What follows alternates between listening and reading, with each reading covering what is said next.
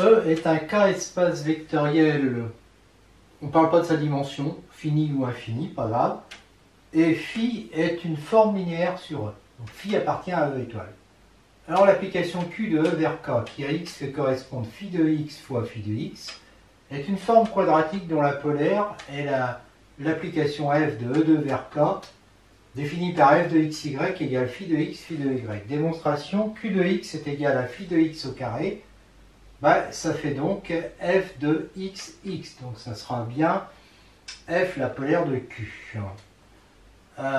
Si x, y, z appartiennent à E et que lambda appartient à K, f de lambda x plus y virgule z est égal à phi de lambda x plus y, phi de z.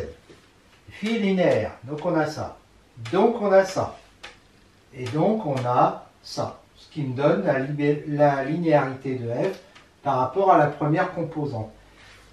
Comme f de yx est égal à phi de y, phi de x égale phi de x, phi de y égale f de xy, donc elle est symétrique, je n'ai pas besoin d'examiner la linéarité par rapport à la deuxième composante. On a bien une forme bilinéaire symétrique, et Q est une forme quadratique, puisque c'est la forme quadratique associée à cette forme bilinéaire. Remarque, si on garde les notations, phi égale 0 implique que f égale q égale 0, c'est évident. Et si phi est différent de 0, on sait que car phi est un hyperplan de E. Et que si A n'appartient pas à cet hyperplan, E est la somme directe de A et de H, de la droite vectorielle engendrée par A et de H. Soit x appartenant à E, vérifiant f de xy égale 0, quel que soit y appartenant à E. On cherche en fait le noyau. Voilà. Donc on prend x, alors x écrit de façon unique lambda a plus h, lambda appartenant à k et h appartenant à h, et y s'écrit lambda prime a plus h prime, lambda prime appartenant à k et h prime appartenant à h. F de xy, ça va être f de lambda a plus h, lambda prime a plus h prime, donc ça fait lambda prime f de a plus lambda f de a h prime plus f de h lambda prime a, c'est-à-dire lambda prime f de h a plus f de h prime. Alors ce qu'il faut bien voir, c'est que ça c'est phi de a, phi de a, phi de a, phi de h prime, phi de h, phi de a, phi de h prime, phi de h. Mais que les h et h prime, ils sont dans grand H qui est ker phi. Donc phi de h et phi de h prime valent 0. Et donc tout ça c'est nul. Et donc il ne reste plus que ça. Donc, et en plus, a n'appartenant pas à h, phi de a est différent de 0. Donc dire que phi de xy est égal à 0, quel que soit y appartenant à h, à e, ça équivaut à dire que lambda prime phi de a au carré est égal à 0, quel que soit lambda prime appartenant à k, sauf que ça c'est pas nul, donc ça équivaut à dire que lambda prime égale 0, quel que soit lambda prime appartenant à k, ce qui équivaut à dire que lambda égale 0, ce qui équivaut à dire que x appartient à h. Donc ça veut dire que l'orthogonale de E, c'est-à-dire le noyau de la forme bilinéaire f, c'est h, et donc que f est dégénéré, et donc elle n'est pas définie. Et une remarque supplémentaire, si k est égal à r, phi de x au carré, ça va être supérieur ou égal à 0, quel que soit x appartenant à E, donc on a affaire à une forme positive. Mais on vient de voir que cette forme positive n'est pas définie, et donc ne sera pas définie positive.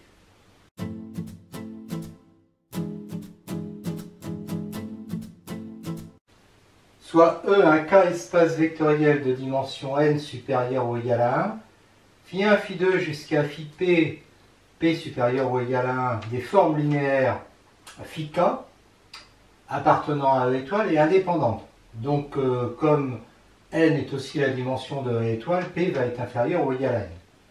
Soit AI, un PU-play, donc qui appartient à k étoile à la puissance p, c'est-à-dire p scalaire non nul, c'est important.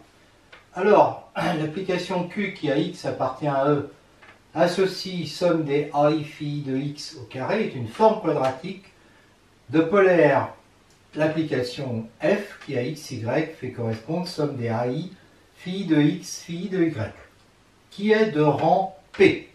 Démonstration.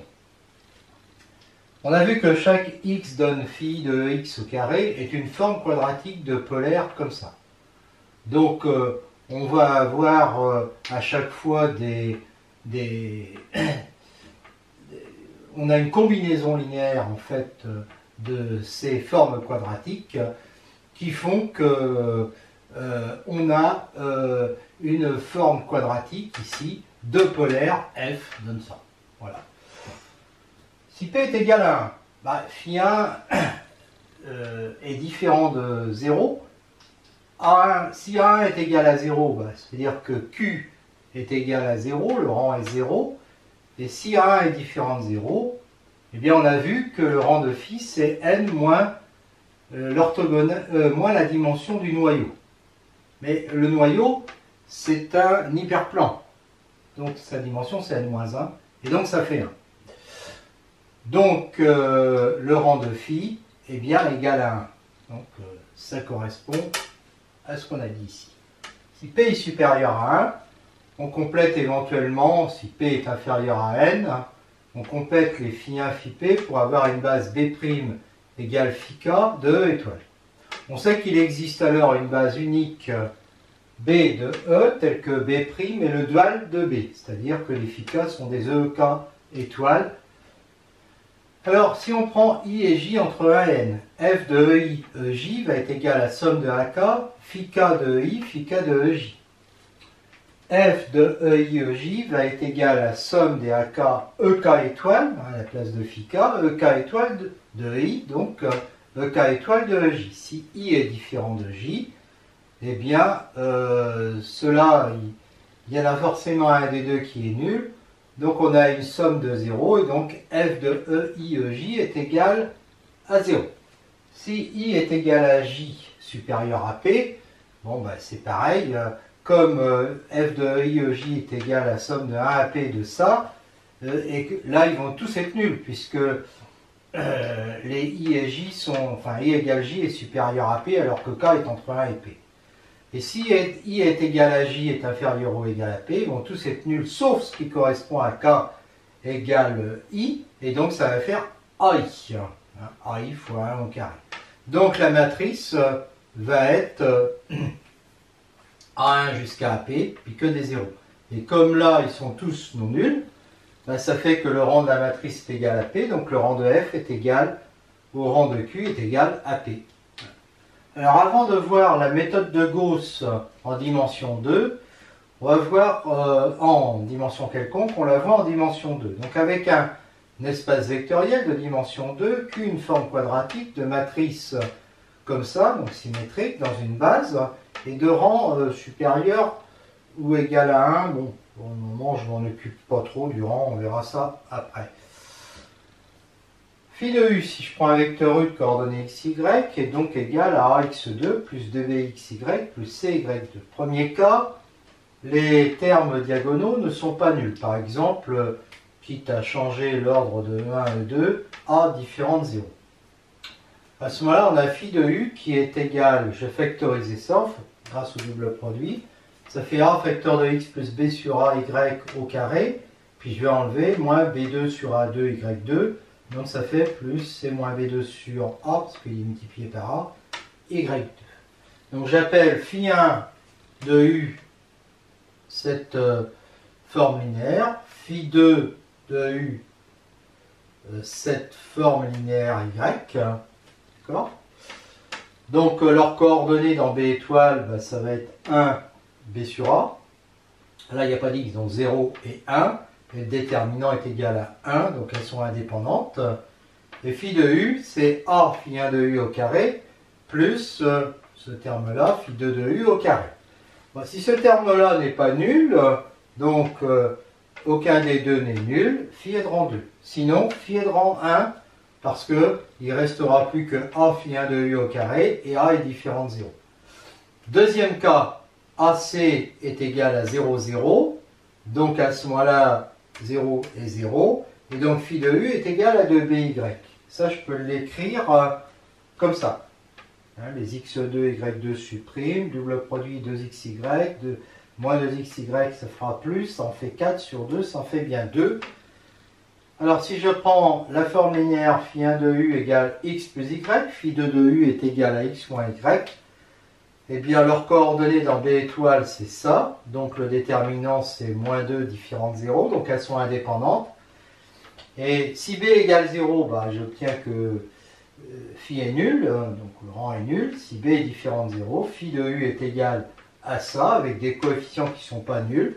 Et donc le rang de phi est égal à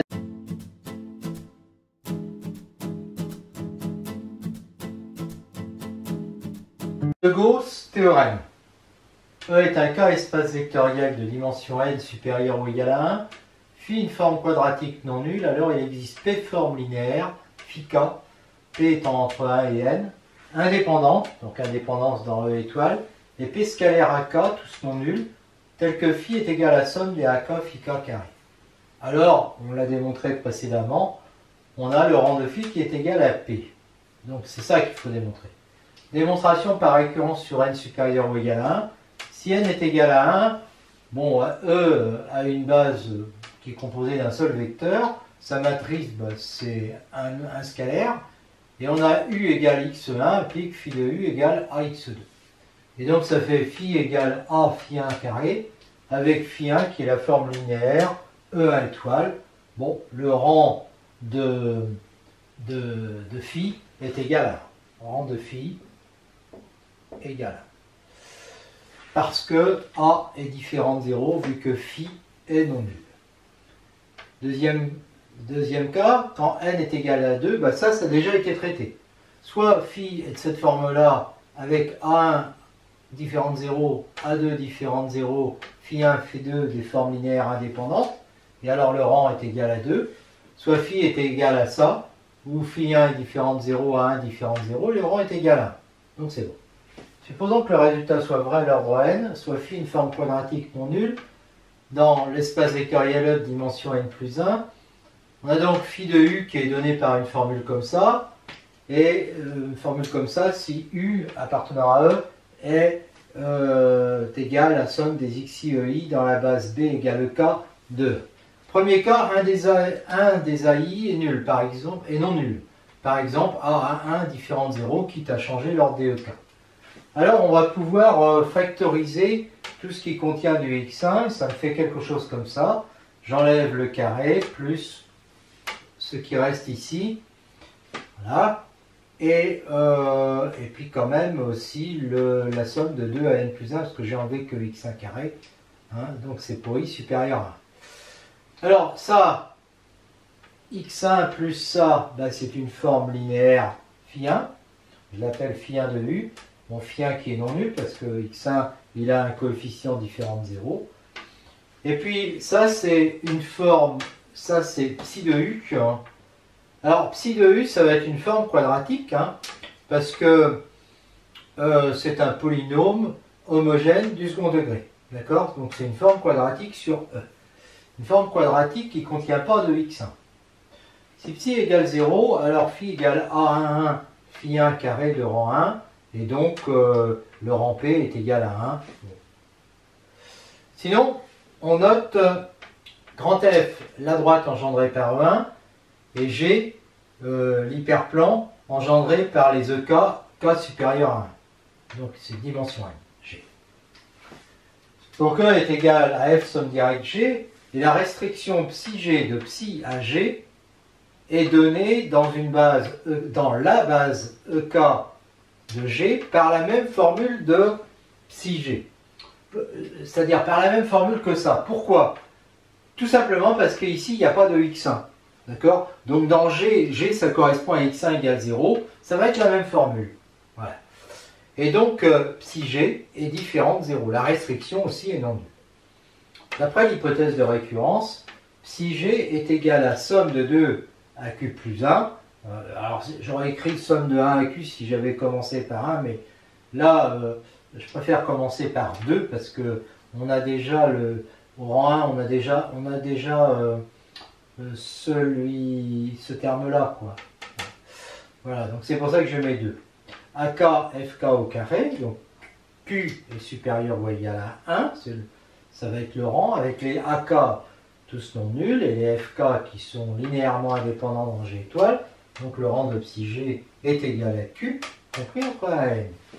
On définit phi K appartenant à E étoile par phi K de 1 égale 0 et phi K de U égale FK de U, donc on est habitué à faire ça, si U appartient à H. C'est pas H, c'est G. On a psi qui est égal à somme de 2 à Q plus 1 des AK phi K carré, car psi et les phi K sont nuls sur F. Voilà. D'accord? Donc on a bien ça. On a bien ça sur E. On a donc phi qui est égal à A11 phi 1 carré plus somme de 2 à Q plus 1 des AK phi K au carré. Supposons que phi 1 jusqu'à phi Q plus 1 soit lié. Alors on a une combinaison linéaire où tous les lambda K sont pas nuls.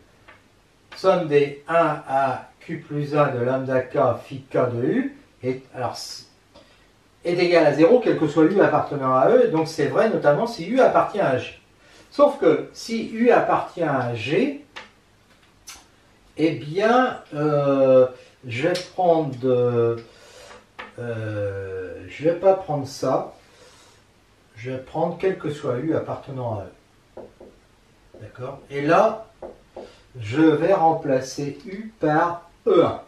Donc, somme de 1 à Q plus 1 des lambda K phi K de E1 est égal à 0.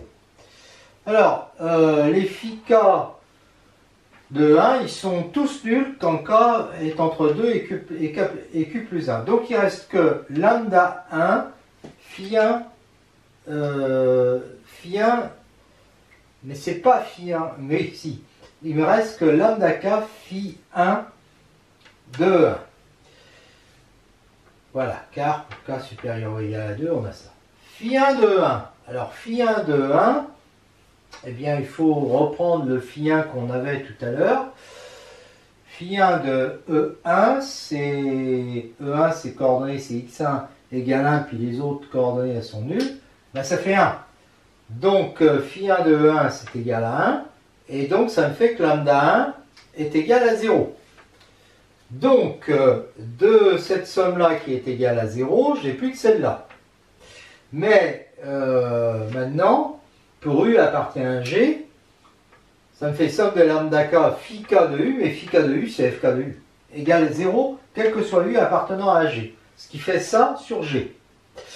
Mais comme les FK étaient linéairement indépendants, tous les lambda K pour K allant de 2 à Q plus 1 sont nuls.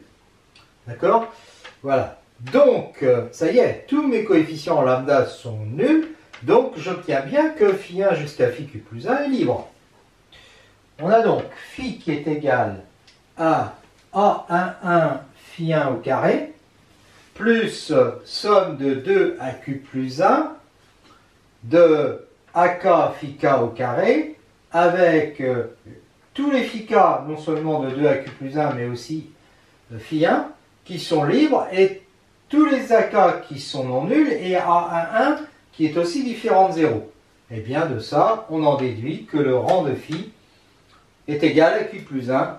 Alors, c'est terminé, c'est pas tout à fait terminé, c'est terminé pour le premier cas, c'est-à-dire quand un des AI est différent de 0. Maintenant, il va falloir étudier le cas où tous les AI dans cette formule sont nuls. La suite de la démonstration, je rappelle que avec dimension n plus 1, phi est égal à ça, et non nul. Mais cette fois-ci, on est dans le cas où tous les AI sont nuls, donc phi est égal à ça.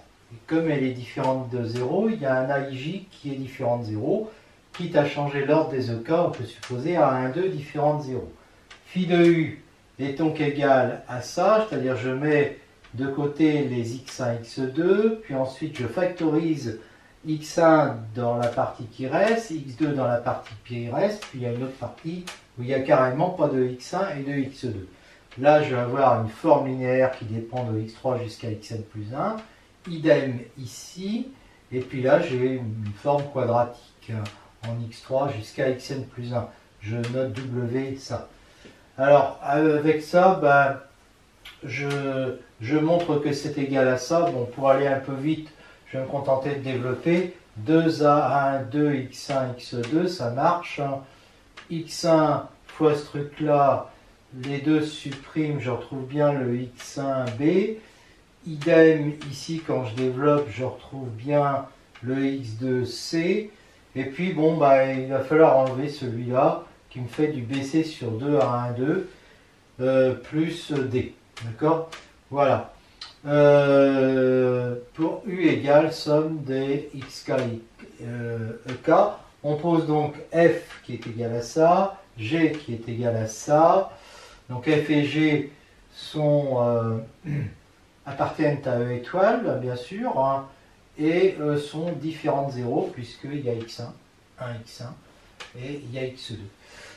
On pose phi1 est égal à f plus g sur 2, donc dans E étoile, phi2 égale f moins g sur 2 dans E étoile, comme on avait fait avant, hein, dans le cas de la dimension 2. Hein. F, le sous-espace engendré par E1, E2, G, celui qui est engendré par E3 jusqu'à En plus 1. Donc ce sont deux sous-espaces vectoriels supplémentaires de E. Et mu, l'application qui à W appartient à G, hein, puisque là il n'y avait que des termes en x3 jusqu'à xn plus 1, à ceci dw moins bc sur 2a1, 2, qui est une forme quadratique, puisqu'on a affaire à un polynôme homogène de degré 2. Forme quadratique sur G. Alors si mu est égal à 0, évidemment, ce terme-là disparaît, ça c'est mu. Hein. Donc il ne reste plus que ça, et on a phi égale 2a1, 2 fg, égale, donc c'est pas la peine de le répéter, hein, est égal à 2a1, 2. Alors fg, bon, bah, f c'est phi1 plus phi2, g c'est phi1 moins phi2, donc ça fait ça. D'accord, A1, 2 est différent de 0, il n'y a plus qu'à vérifier que phi1 et phi2 sont indépendants, et on pourra dire que c'est une forme de rang 2. Si on suppose A phi1 plus B phi2 égale 0, ça nous fait A phi1 de 1 plus B phi2 de 1 égale 0, enfin ça implique, donc ça fait A f de 1 plus g de 1 sur 2 plus b, d'accord? Et là, les f de 1, ça fait, il y en a a plus b sur 2, et f de 1, c'est quand je remplace x1 par 1. Hein? Parce que là, après, il y a x2, etc., tous les termes sont nuls. Donc a plus b sur 2 fois 1. Et puis là, pour celui-là, ça me fera a moins b, g de 1. Mais g de 1, là, du coup, il n'y a pas de... Il n'y a pas de 1, il n'y aura que des termes nuls, hein, puisque x1 est égal à 1 et puis tous les autres sont nuls. Donc ça fait 0. Donc ça fait a égale moins b. Et puis là, je fais la même chose avec a phi 1 de 1. J'applique 2. D'accord? Donc ça me fait ça. Et là, ça fait a plus b sur 2, f de 2. Mais alors là, pour le coup, f de 2, ben, il fait 0. Et puis c'est g de 2 qui fait 1. Et donc ça me fait a moins b est égal à 0, a égale b. Et là j'avais a plus b égale 0, donc a égale b égale 0. Donc phi 1, phi 2 sont indépendantes, phi est égal à ça, avec un coefficient qui n'est pas nul, donc phi est de rang 2. Si mu est différent de 0, on applique l'hypothèse de récurrence à l'ensemble G, et on va avoir mu qui est égal à somme de 3 à 2 plus p avec p supérieur ou égal à 1. Des AI phi carré avec les AI non tous non nuls, je veux dire, et les mu3 jusqu'à mu p plus 2 qui sont p formes linéaires indépendantes de G étoile. G étoile, il est dimension n-1. C'est-à-dire que mon hypothèse de récurrence, c'était pas je suppose que c'est vrai à l'ordre n et je démontre à l'ordre n plus 1, c'était je suppose que c'est vrai pour tout cas. Pour tout ordre K compris entre 1 et n, et donc ça va me permettre de démontrer à l'ordre n plus 1 en prenant ici, en disant que c'est vrai à l'ordre K égale n-1. On définit phi K dans E étoile, parce qu'il n'est pas nul le phi K en question, par phi K de U égale mu K de U, hein, puisque les mu ne sont pas nuls. Oui, alors, non, E étoile c'est le dual, pardon, je me suis trompé. Non, phi k de U égale mu k de U si U appartient à G, et phi k de U égale 0 si U appartient à F. Ça définit parfaitement la forme linéaire phi k. Et la forme quadratique nue, pareil, par mu de u égale mu de u si u appartient à G, et mu de u égale 0 si u appartient à F. Eh bien, dans ce cas-là, on va avoir nu qui est égal à somme de 3 à p plus 2 des AI phi carré, et on va avoir phi qui va être égal à 2 à 1, 2. Oui, alors ça, parce que je reprends le travail qui avait été fait avant, hein, donc je reprends ça, hein, d'accord? Et donc je vais avoir ça, hein, sauf qu'il y a l'autre terme là qui est non nul et qui est égal à somme de 3 à p plus 2 des AI phi carré. Hein. Alors j'ai bien cette égalité parce que elle est vraie, quel que soit u, enfin si j'écris phi de u est égal à ça en rajoutant des u partout, c'est vrai quel que soit u parce que c'est vrai pour u appartenant à E, non, à G, et puis c'est vrai pour U appartenant à H grâce aux définitions que j'ai données. Non, c'est vrai pour U appartenant à F, et c'est vrai pour U appartenant à G grâce aux définitions que j'ai données avant des phi hein, et de phi et de nu. Voilà. Et donc, j'ai ce résultat. Alors maintenant, ces coefficients-là, ils sont tous non nuls. J'ai juste à démontrer que phi 1, phi 2 et tous les phi pour i supérieur ou égal à 3 sont linéairement indépendants. Et à ce moment-là, je pourrais conclure que j'ai bien phi qui peut s'écrire sous la forme que j'espérais, et on dira que son rang, alors son rang c'est P plus 2. Voilà. Fin de la démonstration. Donc on suppose somme des lambda i phi est égal à 0. Il faut montrer que les lambda i sont tous nuls. J'habite d'abord au vecteur E1 de E. Donc il va y avoir lambda 1 phi 1 de E1 qui vaut, alors phi 1 de E1 ça vaut 1, plus lambda 2 phi 2 de E1 qui lui vaut 0, puis ensuite tous les autres, c'est-à-dire à partir du rang 3, les phi de 1 valent 0. Donc on a lambda 1 égale 0. On fait la même chose avec E2, cette fois-ci c'est phi 1 de E2 qui est égal à 0, phi 2 de E2 qui est égal à 1, tous les autres sont encore nuls, et donc on obtient lambda égale 0, lambda 2 égale 0. Donc en fait, dans cette somme, lambda 1 et lambda 2 sont nuls, donc on peut commencer au rang 3. Lambda et phi égale 0. Cette fois-ci, on prend u appartenant à G, on lui applique, et on sait qu'à ce moment-là, phi de u, c'est pareil que mu i de u, quel que soit u appartenant à G, ce qui revient à dire ça, d'accord, dans G étoile. Et donc, comme ils sont indépendants dans G étoile, eh bien les lambda i sont tous nuls à partir du rang 3, hein, parce que les mu i sont indépendants.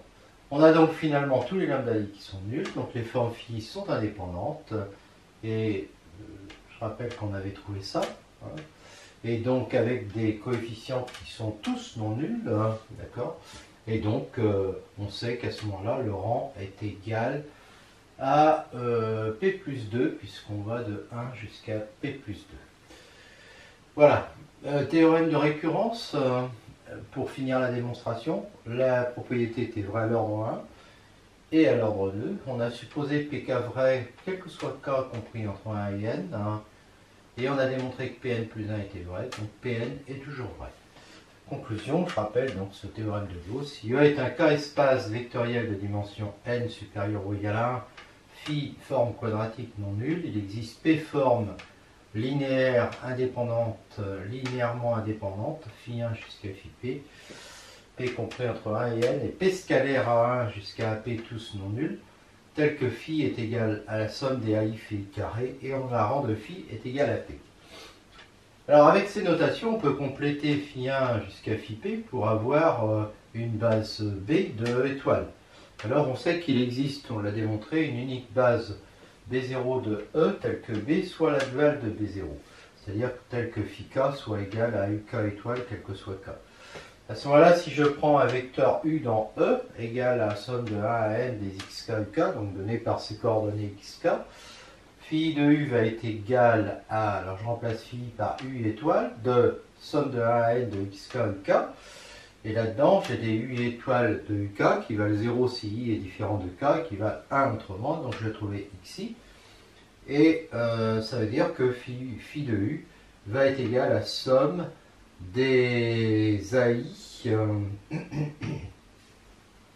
Alors, ça veut dire que phi de U va être égal, alors je reprends, je suis un petit peu perdu là, voilà, c'est ça. Ça va donc le phi carré de U, ça fait xi, donc phi carré, ça fait xi carré, donc la phi va être égal à somme de 1 à p des AI xi carré. Voilà, ce qui nous fait une matrice comme ça. Bon, c'est pas une surprise, hein. Et alors là-dedans, si on est dans R, on peut regarder ceux qui sont positifs, ceux qui sont négatifs. Pour ceux qui sont positifs, on pose lambda i égale racine de i, racine d'ai, on a déjà fait ça, hein. Et le vecteur wi égale ui sur lambda i. Pour ceux qui sont négatifs, on pose ça, avec wi égale ui sur lambda i. Et pour ceux qui sont nuls, ben, wi est égal à ui pour x supérieur à p. Et donc on a une nouvelle base wk, que j'appelle P1. Et évidemment, on a phi de wi qui est égal à 1 ici et qui est égal à moins 1 ici. Donc en fait, on va avoir une matrice là où il y a des 1 et des moins 1. Alors les 1, ben, ils seront au nombre, leur nombre, ça sera le nombre de AI qui était positif, hein. D'accord, donc on peut l'appeler P1. Les moins 1, ben, leur nombre, c'est le nombre de AI qui était négatif, P2. Et la signature est donc P1, P2. Voilà. Et si K est égal à C, là, on sait qu'il y a un lambda I tel que lambda I carré est égal à I. Et donc en posant WI est égal à UI sur lambda I, c'est comme ici, on a PWI égale 1. Et du coup, ici, on va avoir une matrice où il n'y aura que des 1. Ça non plus, c'est pas une surprise.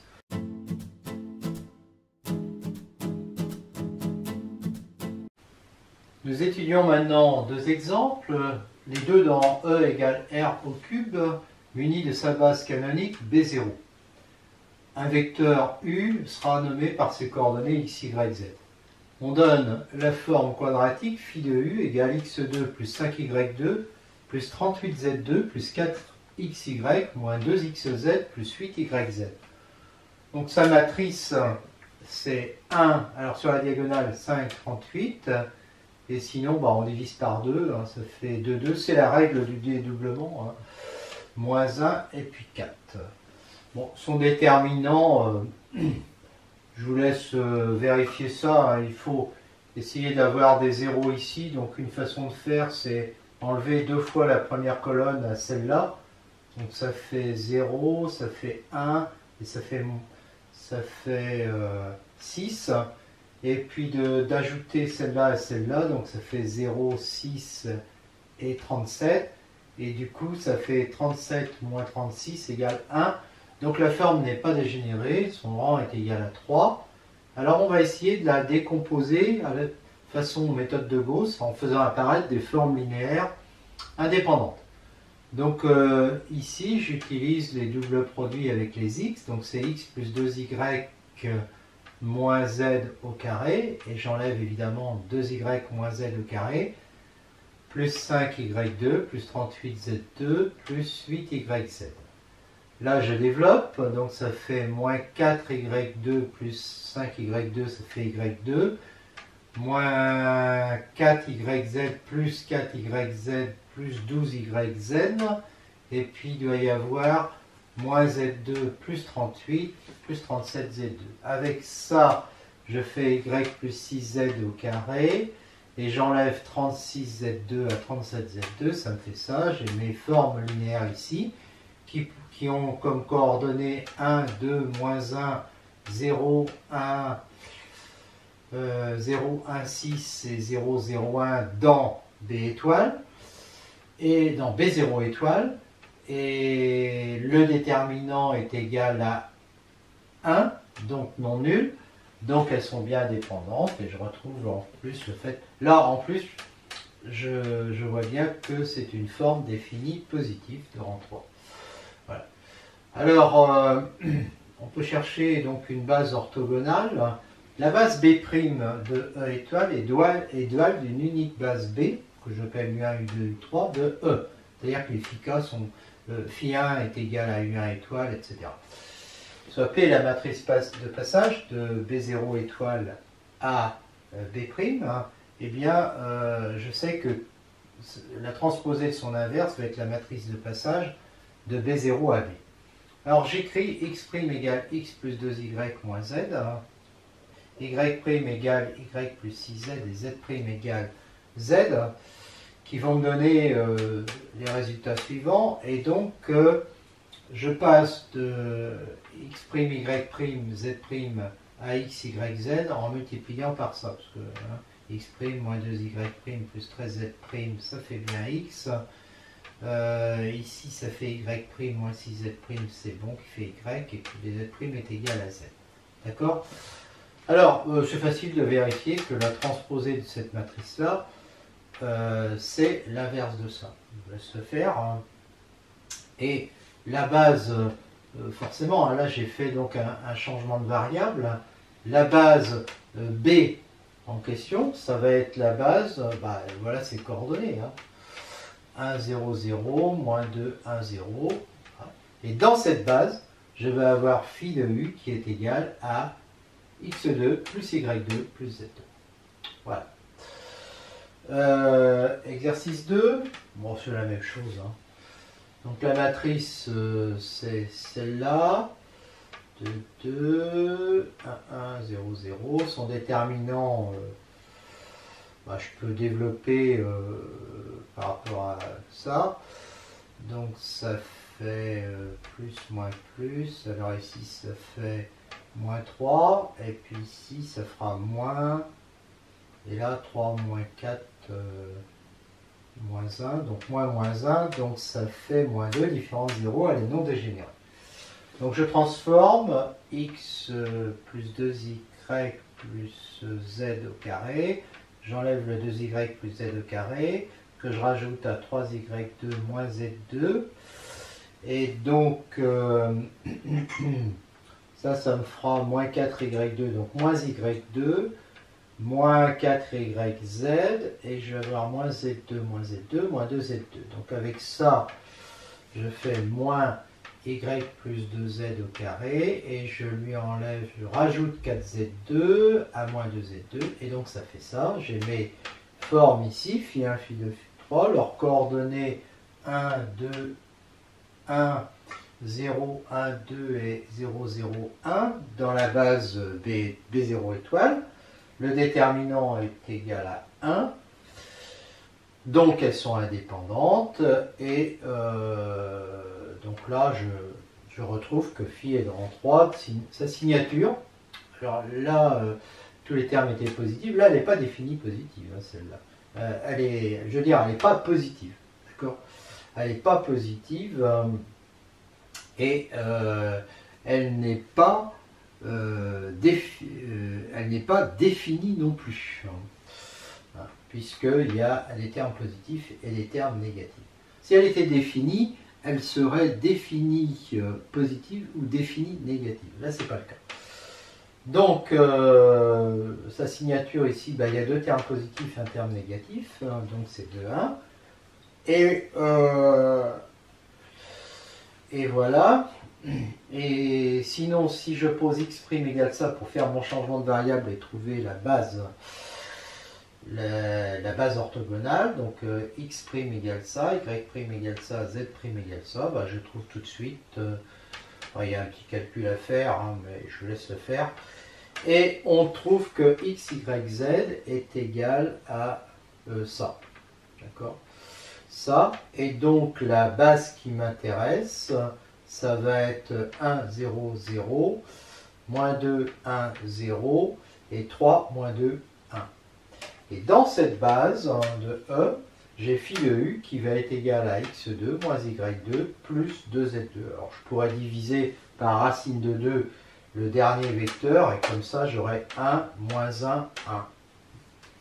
Exemple 3, avec cette expression, c'est une forme quadratique dont voici la matrice. Son déterminant c'est 12, donc elle est non dégénérée de rang 3. Phi de U peut s'écrire comme ça, puis comme ça. on utilise que AB est égal à A plus B au carré moins A moins B au carré sur 4 et on obtient ça.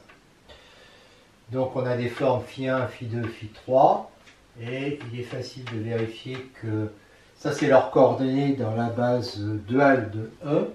Il est facile de reconnaître, de calculer le déterminant qui n'est pas nul, donc elles sont indépendantes. Et je peux écrire que phi est comme ça, et donc j'ai la signature de 1, et je retrouve le fait qu'elle n'est pas dégénérée. Alors maintenant, je fais le changement de variable pour trouver une base orthogonale. Donc ça revient à dire que ça c'est x', y', z', et je trouve assez facilement x, y et z, et donc la matrice de passage, ben, c'est celle-là. Et je vérifie qu'au passage, bon, je suis pas obligé de le faire, hein, que c'est TP-1. TP est ici. Donc dans la base B, formée de ces trois vecteurs avec leurs coordonnées ici données par les colonnes, j'ai phi de u qui est égal à x2 sur 4 moins y2 sur 4 plus 12z2. Dernier exemple, phi de u égale à ça. Donc la matrice, bon, je vous laisse vérifier hein, que c'est celle-là, et que son déterminant est nul. Donc la forme est dégénérée de rang 2, puisqu'on voit bien que les deux premiers vecteurs ne sont pas collinaires. Phi de u est égal à moins 3, alors là donc je transforme un peu, moins 3 facteurs de y plus x moins z sur 3, ça c'est pour me débarrasser des yx et des yz et puis des y2, et puis je fais ça, et j'obtiens facilement ça. Donc j'ai deux formes linéaires indépendantes, donc je retrouve que phi, hein, je n'ai pas mis ça, mais phi est donc égal à moins 3 phi 1 carré plus 3 phi 2 au carré, je retrouve qu'elle n'est pas dégénérée. Je rajoute phi 3 avec ces coordonnées-là, je vérifie quand même que les trois sont bien indépendantes parce que je vais en faire une base de B étoile. Bon, le déterminant est égal à moins 1, je vous laisse vérifier. Et donc je fais un changement de variable habituel. Hein. Donc x plus y, alors c'est x plus y, je me suis trompé là, c'est x plus y moins z sur 3 qui est égal à x', et x plus z sur 3 qui est égal à y', et z égale à z', et là je trouve assez facilement que on a x, y, z qui est égal à cette matrice Q fois x', y', z', et on peut vérifier que la transposée est bien l'inverse de P. Donc dans la base de coordonnées 0, 1, 0, c'est toujours la même chose. Hein. 1, moins 1, 0 et moins 1 tiers de tiers 1, qui est une base de E. Je vais avoir phi de u qui est égal à moins 3x2 plus 3y2. Voilà.